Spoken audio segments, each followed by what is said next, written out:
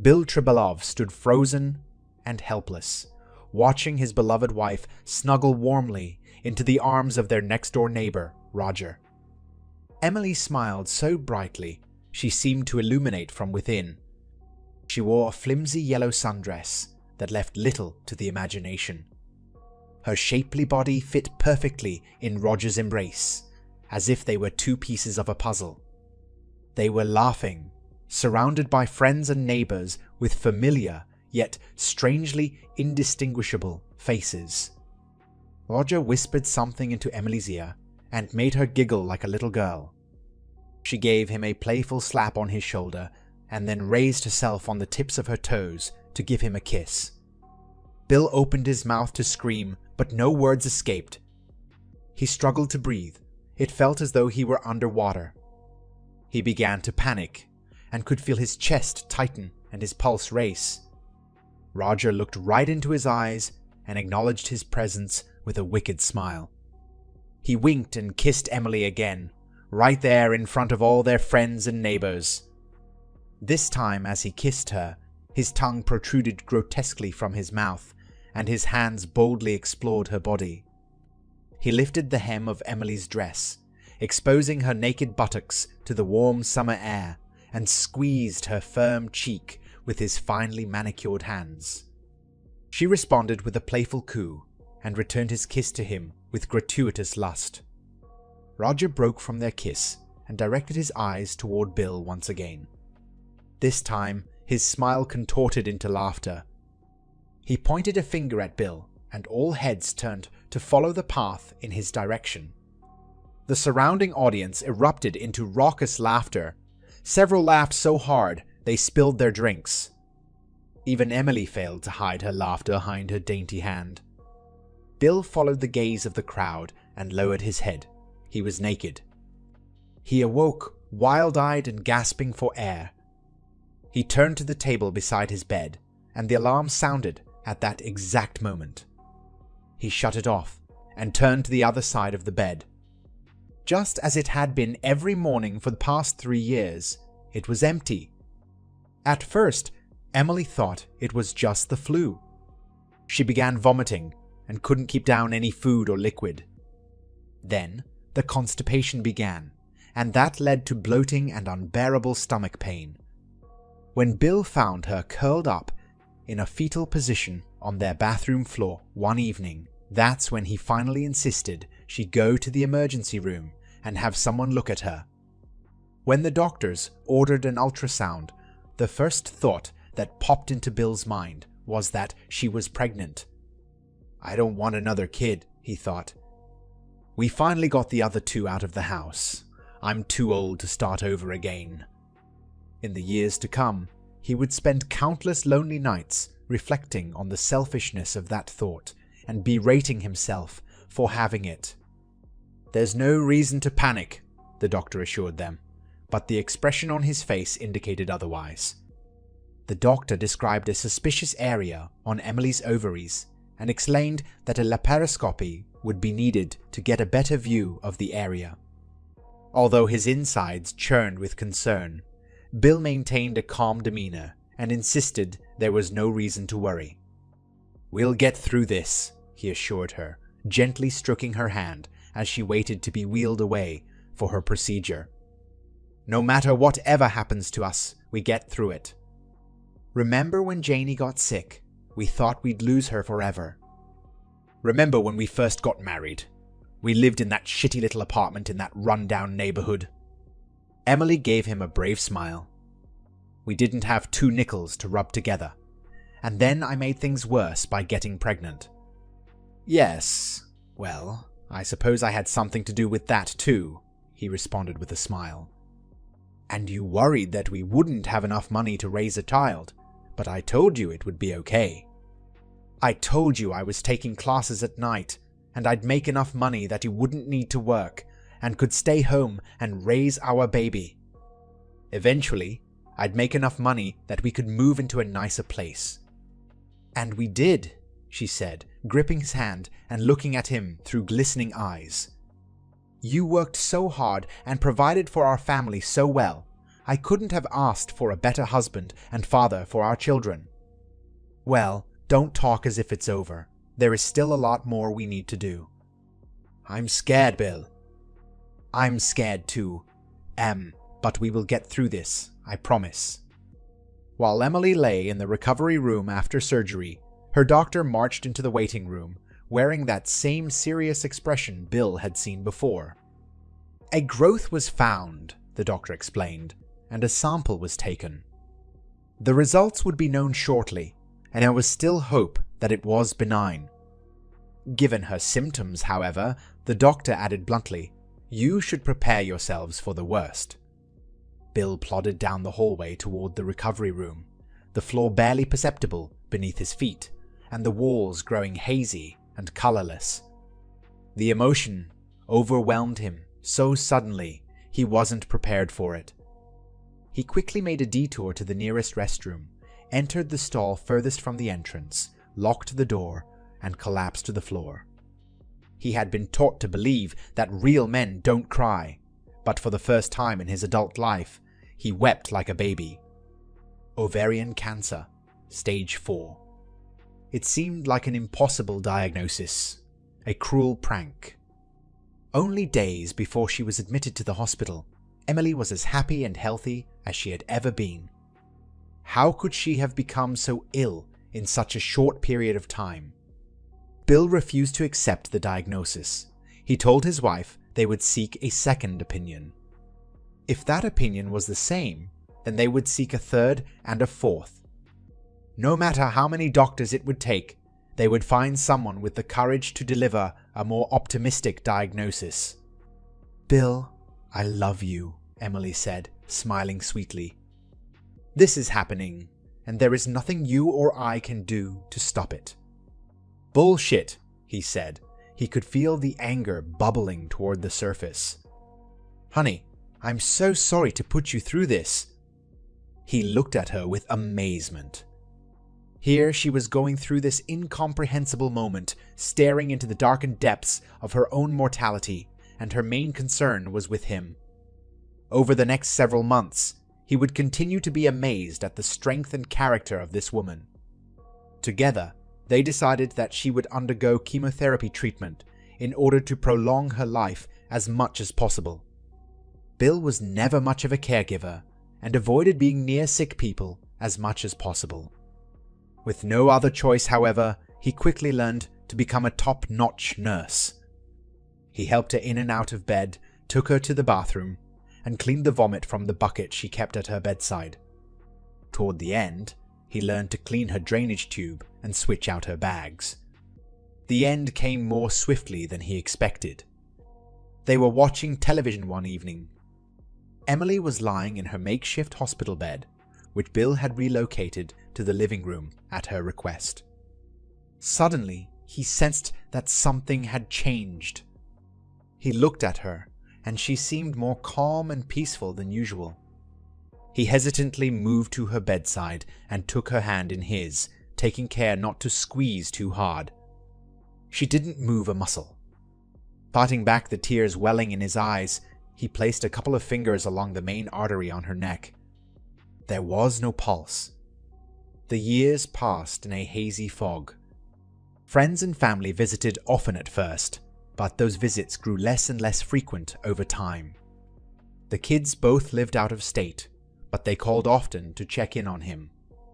Bill kept himself busy around the house, repairing all of the items that went neglected while he cared for Emily.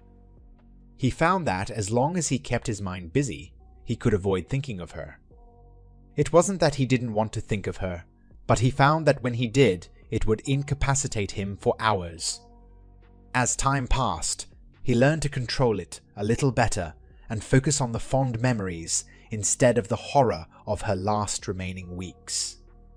During the day, it was easy to keep his mind occupied on work or with various projects around the house. At night, he was alone with his thoughts. Most nights, he would simply cry himself to sleep. It got to the point where he dreaded going to bed, and he found himself staying up later and getting less and less sleep.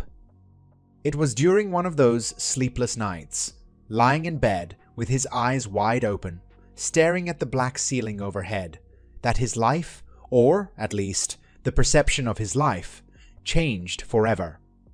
He was thinking about an email that Emily had written to him years ago. It was sweet and romantic, and it filled his heart with overwhelming joy when he read it. He gained a better understanding of how much he meant to his wife, and how much she loved him with all her heart. He would give anything to read those words again, he thought.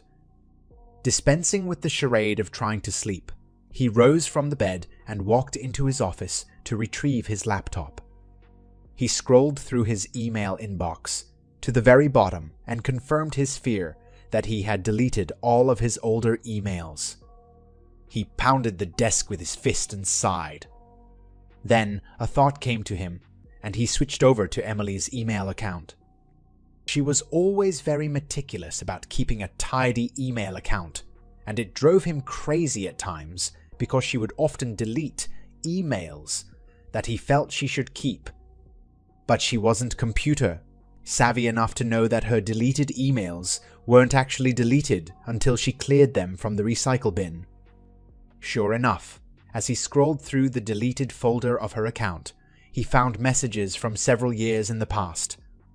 He remembered the email she sent to him was written roughly 5 years earlier, and he examined the messages from that year one by one.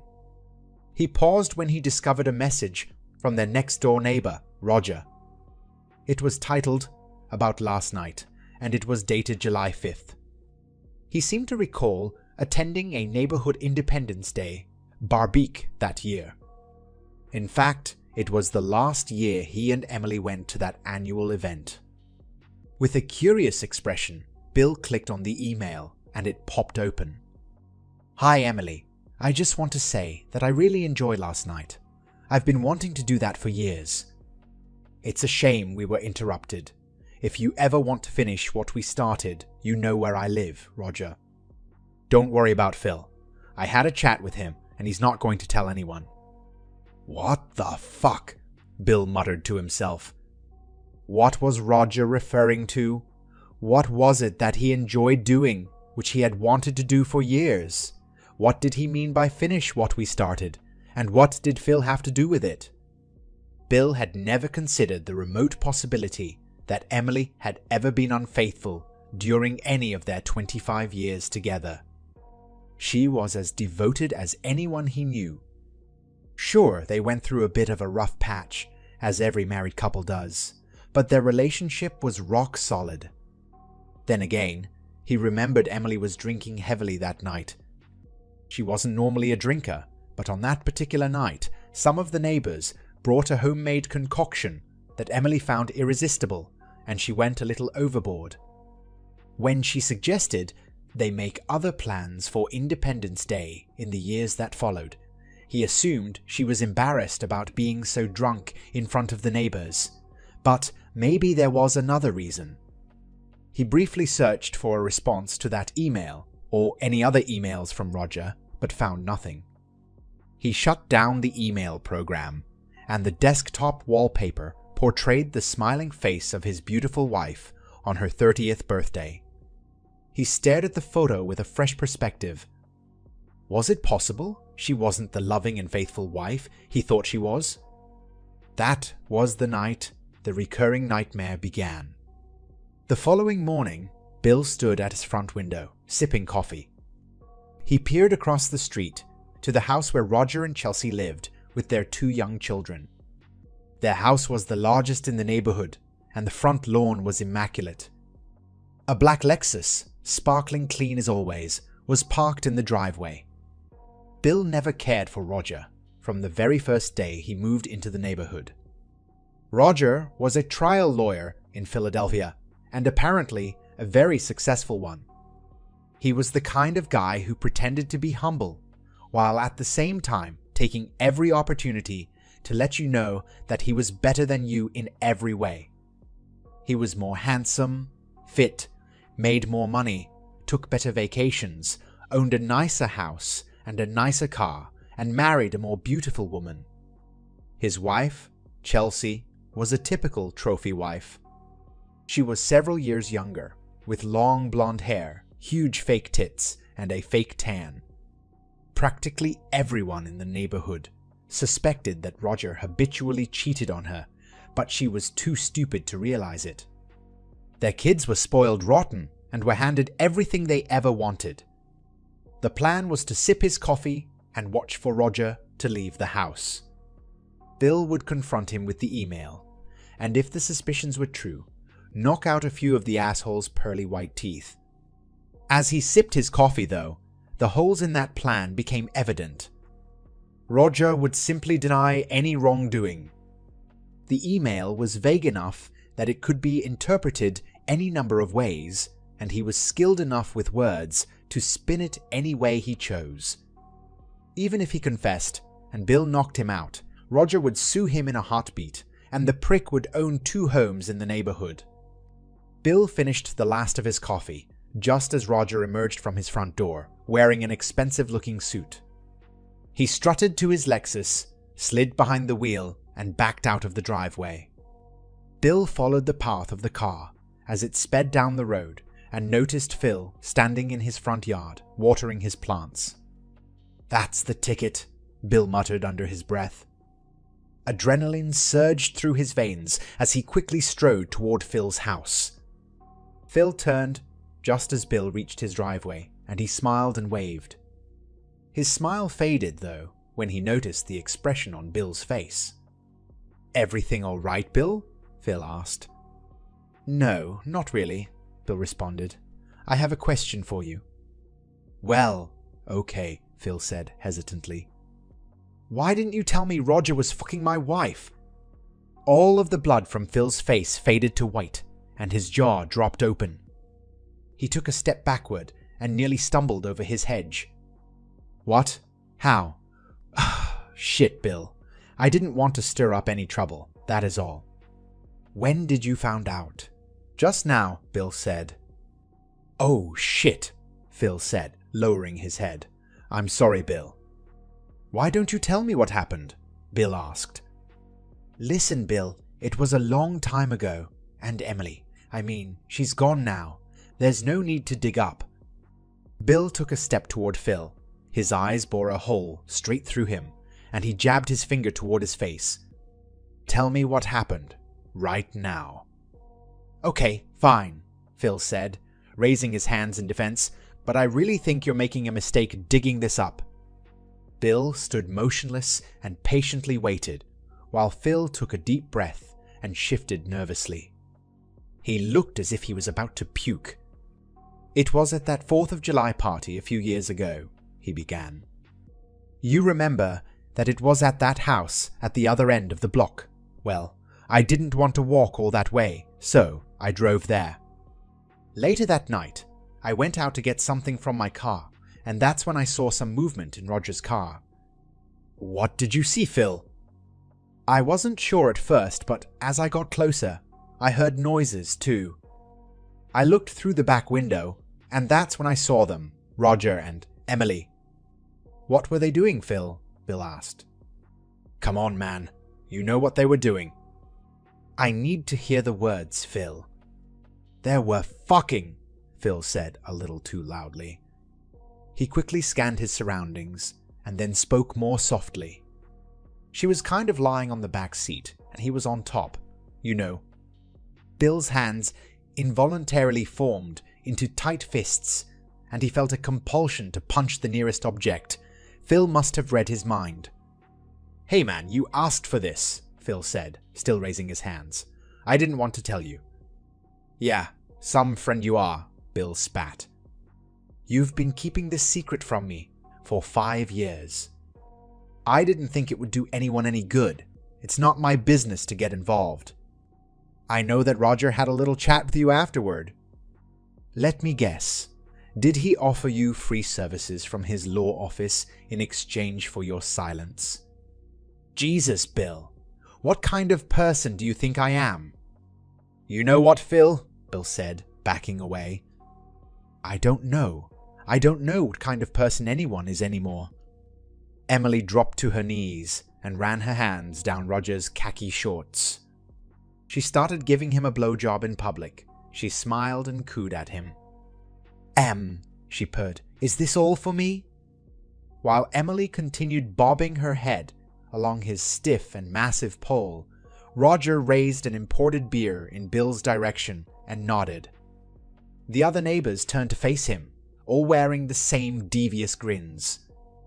The nightmares always ended the same way, with the neighbors all laughing and pointing at Bill as he stood naked and frozen on the spot. How many of the neighbors were in on this secret? How many of them were laughing at him behind his back, just as they did in the dream? Everything he thought he knew about his wife and his marriage was a lie. She was nothing but a filthy, cheating whore, and their marriage was a complete sham. That sappy letter she wrote to him, which he cherished all those years, was simply a guilty confession. How could she possibly love him so deeply and value their marriage so greatly if she could spread her legs for a fucking asshat like Roger? How many others did she spread her legs for? Bill stared at the house across the street with its pristine lawn. Of course, Roger had nothing to do with the state of that lawn. He hired someone to cut it and fertilize it. The man never did a single hard day's labor in his entire life. How righteous would it be to go over there right now and dump a load of rock salt onto that lawn? Maybe spell out the word cheater in giant letters so that everyone in the neighborhood would know who that sack of crap really is. The white-hot rage erupted within him. He picked up the nearest object, aptly enough, a picture frame with a photo of Emily, and hurled it against a wall, shattering it into shards of debris. He looked around the room for something else to throw, and was disgusted to see photos and reminders of Emily everywhere. He stormed down to the basement and emerged with a large container, which he filled with every item he found that reminded him of her. He shoved the container into the closet and slammed the door shut. Breathing heavily, he sunk into his favorite recliner and cracked open a beer.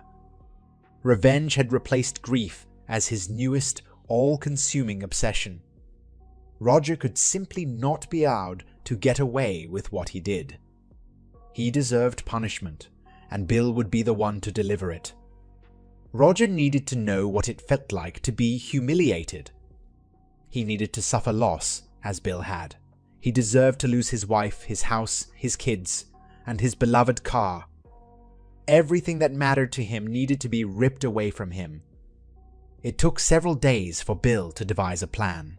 It took several more to find just the right woman to execute this plan.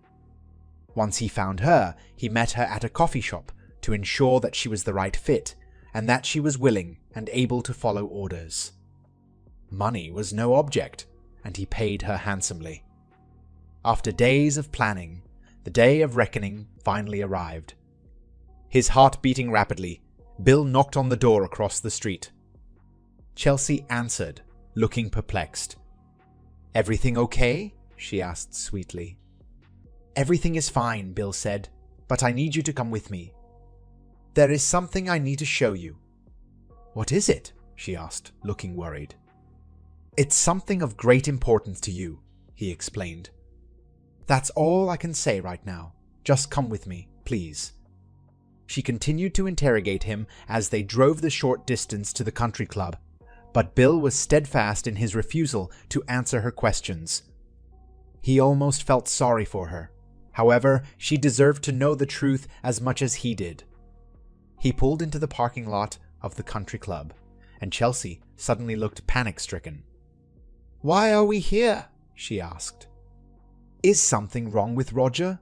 You know he's playing golf here today?" "Yes, I know," Bill responded calmly. He looked at the time on the dashboard. "Come with me," he said, exiting the car.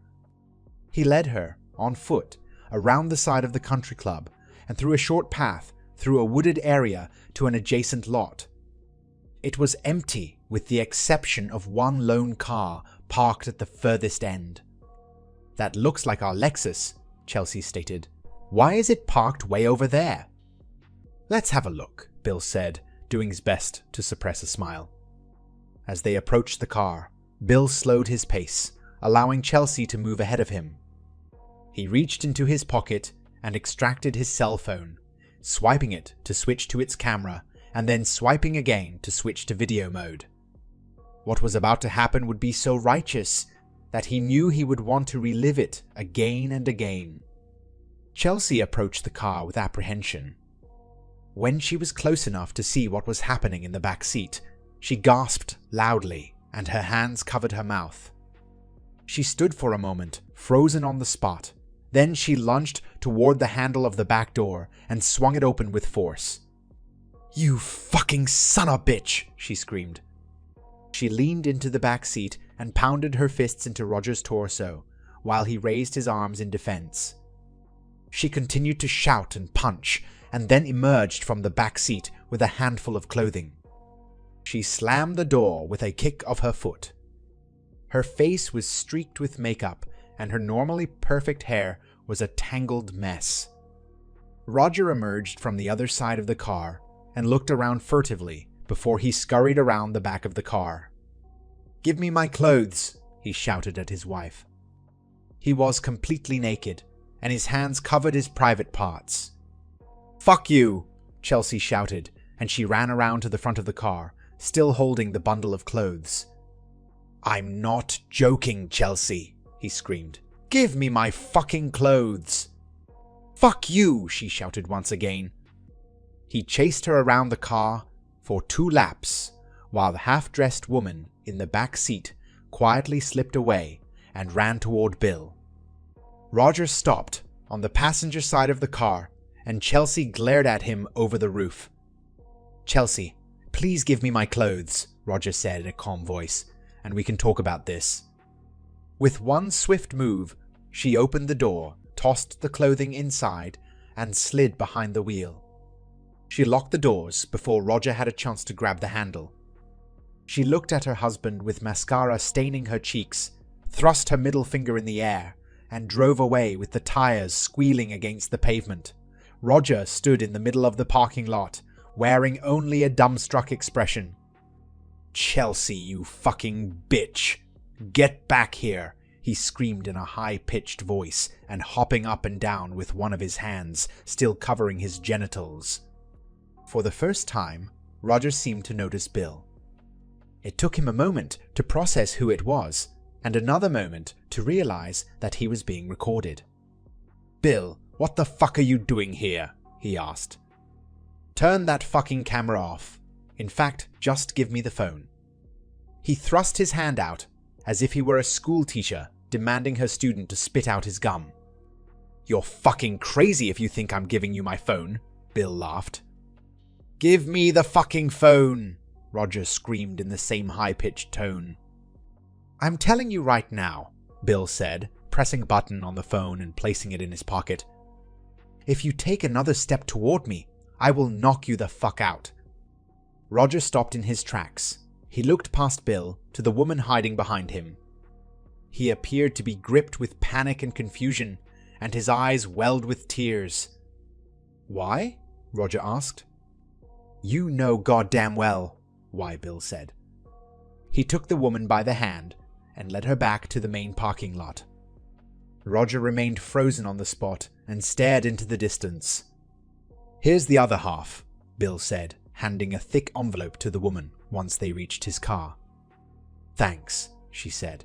"I have to say, that was way easier than I thought it would be." "Seducing him, you mean?" "Yeah," she said, adjusting her top. "Don't get me wrong. I've never had any trouble picking up men." "Well, you're his type," Bill stated. "And how do you know that?" she asked playfully. Bill turned to her. "You look a lot like my wife." "Oh," she replied quietly. "I guess you also knew he wouldn't hesitate to make out in his car, then?" "He's a predictable guy," Bill said with a chuckle. "He seems to have an unhealthy fetish for that car." "So I guess it went the way you expected." "Better, much better than I ever could have expected." They drove in silence for a moment. She smiled. "Okay, but how did you know that he would cheat on his wife?" "Another easy one," he responded. Once a cheater, always a cheater. When Bill arrived back home, he cracked open a beer and watched the video from his phone over and over again, laughing until his belly ached. A furry orange cat purred at his feet. "Felix," he said, giving the cat a scratch behind the ears, "I haven't laughed this hard in ages." If only he could share this video with the world, he thought. He took another gulp of beer and nearly choked on it. "Felix," he said with a wide smile, "we're not done making this asshole pay for what he did." He leaped up the stairs and made a beeline to his office. He fired up the laptop and connected his phone. He created a YouTube account, and within minutes, his video was uploaded for the world to see. He giggled uncontrollably as he captioned it with the title, "Wife Catches Husband Cheating, Hilarity Ensues." Incredibly, within a week, the video had gone viral with more than 400,000 views. A week later, it had exceeded more than 2 million. Bill's friends on Facebook were sharing the video, clueless to the fact that Bill was the one who uploaded it. When the television show Tosh picked it up, the video went mega viral, exceeding more than 100 million views. News vans began showing up across the street from Bill's house. One reporter even showed up at Bill's door once, asking about the whereabouts of his neighbors. People began creating parody videos, mocking Roger's high-pitched voice and setting it to music. One of those videos went viral as well, fueling the phenomenon even further. Roger was forced to resign from his law firm. He had become far too infamous and recognizable for any jury to take him seriously. Chelsea filed for divorce soon thereafter. She ended up with the house, the kids, and, in a delightfully righteous twist, the car. The rumor around the neighborhood was that she took a sledgehammer to the car and then sold it for scraps. Bill watched it all unfold with bemused detachment. Justice had been served, and he had no regrets about what he had done. He and Roger were now even, as far as he was concerned. Still, he felt a cold and bitter emptiness inside of him. He wasn't sure why he still felt that way, until the day he heard a knock at his door. It was a cold winter day, and he had just thrown a log onto the fire when he heard the unexpected visitor at his door. When he opened the door, he was shocked to see Marilyn standing there.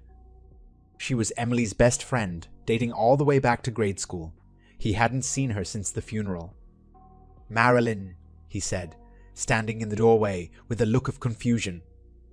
"What are you doing here?" "Hi, Bill," she said with an uncomfortable smile. "Can I come in?" "Of course," he said. They shared an awkward moment of hesitation and then hugged each other. He led her to the chairs in front of the fireplace. "Can I get you anything to drink?" "No, thanks," she said. "I won't be staying long." He stared into her eyes, perplexed. "What can I do for you?" "Well," she said, "I saw the video online." She motioned toward Roger's old house across the street. "I'm pretty sure the whole world has seen that video," Bill laughed. "I have a hunch that it was you who posted it," she stated. "Really?" he said, bemused. "I just have a hunch, that's all," she interrupted. "I talked to Phil." She let the words sink in and stared at him meaningfully. Bill shifted in his chair uncomfortably. "Did you?" he said. His expression was stone cold. "He told me that you know," she continued. "And I'm here because I made a promise to Emily." "I made this promise just before she passed. She told me that if you ever find out what happened, to give you this." Bill watched intently as Marilyn reached into her coat pocket and produced an envelope. The word Bill was written on it in Emily's handwriting. Marilyn handed it to him, and he stared at it, emotionless. Several moments passed, and neither one of them moved a muscle. Only the crackling of the fireplace and the ticking of a clock could be heard. Without warning, Bill tossed the envelope into the fire. Emily leapt from her chair and attempted to retrieve it, but Bill grabbed her by the arm. "What did you do?" she shouted, wide-eyed and mouth gaping. "Now we're even," he stated calmly. "Your dying wife wrote you that letter," she said. "How could you just throw it away like that? What do you mean you're even?" "I never got a chance to confront her," he stated in the same calm tone. "But you have to hear her side of the story." "Fuck her side of the story," he shouted, causing Marilyn to recoil. What could she possibly say to explain herself? "I'm sorry. I didn't mean it. It meant nothing to me. It was just a mistake. I was drunk. Yeah. Well, fuck her." Marilyn sat in silence for a moment, stunned. She stared at him as he paced the room. "She never meant to hurt you," she said quietly. "You were the love of her life." "I don't know anything anymore," he shouted. "It was all a lie. Our entire marriage was a lie." "No, it wasn't," Marilyn yelled, standing to her feet. "She loved you, damn it. And yeah, it was a mistake." "Humans make mistakes, Bill. She had too much to drink, she wasn't thinking clearly, and she made a mistake. That one mistake doesn't mean your entire marriage was a sham, and it doesn't mean she never loved you." "Yeah, well, to me it does." Marilyn stared at him, but he refused to look at her. She looked around the room and saw empty shelves and tables where family photos once stood. She shook her head and sighed. "Bill, I'm going to tell you something, and I want you to listen." At last, he looked at her. His eyes welled with tears, and he swallowed hard. "Forgiveness isn't a sign of weakness. It's a sign of strength. It isn't about the person who wronged you. It's about you. It isn't about letting someone off the hook. It's about allowing yourself the freedom to put your past aside and move on with your life." He stood, silent and still, trying desperately not to cry. She approached him softly and embraced him, squeezing him tightly. It was springtime when Bill heard that knock at his door once again. Marilyn stood on the front porch, smiling curiously. "Going somewhere?" she asked, motioning toward the moving truck in the driveway. A sign on the front lawn announced that the property had been sold. "Just packing up the last of it," Bill said with a smile. "Come on in." "It looks like I caught you just in time," she noted, motioning toward the mostly empty house. "I just happened to be in the neighborhood and saw the sign and moving van and put two and two together." "You should been a detective," he teased. She responded with a smile. "I'm packing up room by room and this is the last one." "Need any help?" she offered. "No, but thank you. I think I can manage it." "So, where are you heading?" "Florida," he said. "Time to get away from the cold. There's a retirement village where the ratio of women to men is nearly 2-to-1. I like those odds." He flashed her a devilish grin. She scanned the room and paused when she noticed the photo on the end table. It showed Bill and Emily, smiling happily and looking healthy and young. "Well, I'm glad to see that you're moving on," she said with a smile. "I'm happy for you." "Thank you, Marilyn. I decided to follow the advice of a dear old friend."